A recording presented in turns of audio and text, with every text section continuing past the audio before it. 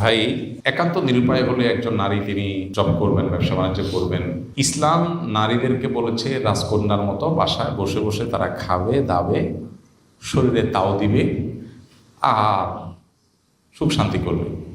আর পুরুষদেরকে বলছে তোমরা বাইরে দৌড়াও, ঝগড়াঝাটি করা লাগলে করবা, গালিগালি শোনা লাগলে শুনবা, মায়ের খাওয়া লাগলে খাবা, পিটান খাওয়া লাগলে খাবা, কাজ করতে গিয়ে জেলে যাওয়া লাগলে যাবা, হাত পা ভাঙা লাগলে ভাঙবা।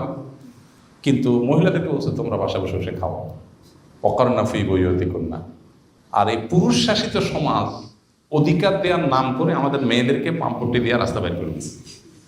কি বলছে? বলে যে তোমরা রাস্তায় গেলে তোমরা স্বাবলম্বী হবা, নিজের কামাই হবে, নিজের পায়ে দাঁড়াবা। খুব ভালো কথা। পশ্চিমা দুনিয়াতে দেখেন, সারা পৃথিবীতে ম্যাচ সিস্টেম। হাজব্যান্ড ওয়াইফ দুজন চাকরি করে, দুজনে ইনকাম করে, একজনের সংসারে গ্যাস বিল দেয়, আরেকজনের পানির বিল দেয়। ম্যাচের সিস্টেম না? আচ্ছা, ভালো কথা, মিলের মধ্যে শেয়ারে হলো, ওকে ফাইন। বাচ্চাটা কার গর্বে আসবে? ও আচ্ছা, তো এখানে শেয়ারের সিস্টেম তো নাই নাকি? বাচ্চা গর্বে আসলে সেটা কি খুব আরামের কাজ না কষ্টের কাজ? কত কষ্ট! আল্লাহ বলেছেন হামালাতহু উম্মুহু কুরহা ওয়া ওয়াদাআতহু কুরহা। মায়েরা সন্তানদেরকে অনেক কষ্ট করে গর্ভে ধারণ করেন, আর গর্ভ থেকে যখন ভূমিষ্ঠ করেন, প্রসব করেন, তখন অনেক কষ্ট করে প্রসব করেন। আল্লাহ বলছেন কষ্ট করে করেন, তাহলে এটা কত কষ্টের সেটা বলার অপেক্ষা রাখেন। এটা মায়েরা জানেন। সন্তান গর্ভে ধারণ করা, পেটের সাথে 5 কেজি ওজনের একটা ইট 10 মাস 10 দিন রাখা লাগবে না, শুধু 10 দিন রেখে 10 দিন বাইদা রাতে শুয়ে। মানুষের যে স্লিপ টেস্ট করে, যে স্লিপ টেস্ট, আমার স্লিপ টেস্ট করছে একবার বাসায় এসে, তো এখানে একটা বেল্টের মতো ছোট্ট একটা ডিভাইস লাগিয়ে দিয়েছে, সব মিলে 1 কেজিও হবে না, আধা কেজিও হবে না। কি স্লিপ টেস্ট করবে? আমার রাত ঘুমিয়ে আসে না, কারণ এইটার জ্বালায় কাইতো। আরে এখানে একটা মেশিন লাগানো আছে না, আবার মেশিন নষ্ট হয় না, আমি নষ্ট হয়ে যাই, পেরেশান। সেখানে 10 মাস 10 দিন, তাও ইট বাইন্দা রাখলে ইটে তো ডিস্টার্ব করবে না, ওটা পেছন ভিতর থেকে ডিস্টার্ব করে। আহা, কত কষ্ট তাদের।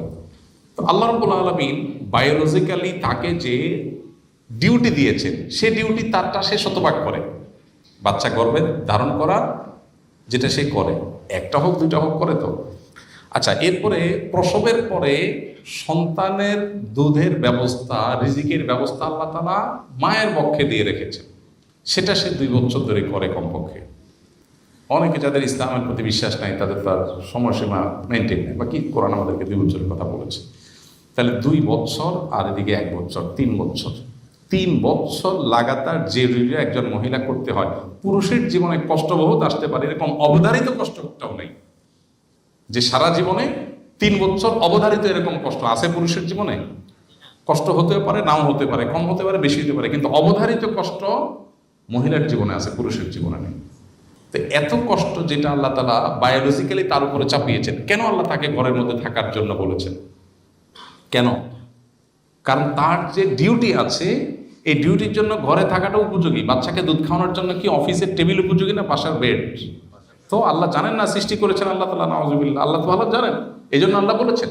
এখন আল্লাহর সিস্টেমকে চেঞ্জ করে আমরা মেয়েদেরকে বলছি না ঠিক আছে, তোমাদের তো দরকার আছে টাকা পয়সা, তোমরাও কামাই করো, পাম্পটি দিয়ে বাইর করে দিলাম। বাইর করে আমাদের কামাইয়ের যে দায়িত্ব ছিল, পুরো সংসার চালানোর দায়িত্ব ছিল আমাদের, এখন বলছি পানির বিলটা তুমি দাও, বিদ্যুৎ বিলটা, গ্যাস বিলটা তুমি দাও। তাহলে আমার ডিউটির একটা অংশ তার উপরে চাপাইছি, আর তার ডিউটি 16 আনা সে করতেছে। গর্ভে সন্তান রাখা, দুধ পান করানো, তার ডিউটি 16 আনা সে করতেছে, আর আমার ডিউটির হাফ বা একটা অংশ তার দিয়ে করাই দিয়েছি। নাম দিছি স্বাধীনতা। নাম দিছি কি? স্বাধীনতা। এইটা যদি স্বাধীনতা হয়, তাহলে 2 নম্বরে কোনটা? প্রতারণা কোনটা? মেয়েরা যদি বুঝতো, তাহলে সেক্ষেত্রে তারা এই জগতে অন্তত পা বাড়াইত।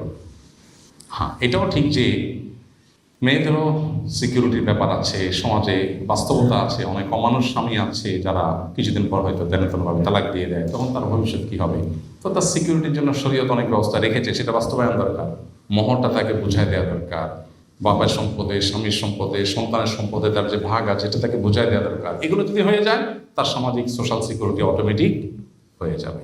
তো এই জন্য হাজব্যান্ড ওয়াইফ দুজনেই জব করা এটা একটা সুখী একটা আদর্শ দম্পতির জন্য কোনো ভালো কোনো আইটেম বা মডেল না। তারপরে যদি কেউ শরিয়ার সমস্ত শর্তগুলো মেনে করতে চায়, শরিয়া নিষেধাজ্ঞা নেই। কিন্তু শরিয়ার মেজাজ যদি কেউ জানতে চায়, তাহলে আল্লাহ এবং তার রাসূলের মেজাজ বা আল্লাহ তাআলার ফয়সালা যদি জানতে চায়, তো আল্লাহ বলেছেন ওয়াকারনা ফি বুয়ুতিকুন্না, মেয়েরা ভেতরের সাইডটা সামলাবে, পুরুষরা বাহিরের সাইডটা সামলাবে। এটা অনেক বেটার। সম্ভবত আমেরিকার একজন প্রেসিডেন্ট ওবামা সম্ভবত ওনার একটা সাক্ষাৎকার, সম্ভবত আমি করে একটা দৈনিক পত্রিকা, আমাদের দেশে একটা দৈনিক পত্রিকা নিয়মিত প্রতিদিন প্রকাশ হতো, একজন মার্কিন প্রেসিডেন্টের সাক্ষাৎকার, সম্ভবত ওবামার। তো উনি লিখেছেন ওখানে যে আমার দাদি নানিকে আমি দেখেছি তারা আমাদের ওয়াইফদের চাইতে অনেক বেশি হ্যাপি। কেন? তারা জব করতো না, বাহিরের জগৎ নিয়ে তাদের এত আগ্রহ ছিল না, তারা বাসার সাইডটা দেখতো, তারা মানসিকভাবে অনেক সুখী ছিল আমাদের ওয়াইফদের চাইতে। আমাদের ওয়াইফরা দুনিয়া দেখে এবং শপিং মলে ঘুরে বেড়ায়, সারাদিন জব করে, এদিক সেদিক যায়, এদের চাইতে তারা হ্যাপি। দুনিয়াতে সুখী থাকা এটা যদি আমাদের মূল উদ্দেশ্য হয়, তাহলে সুখের জন্য যা দরকার সেটাই করতে হবে। আল্লাহর সিস্টেমের বাইরে মানুষ সুখী হতে পারে না। আল্লাহ আমাদেরকে বোঝার তৌফিক দান করুন।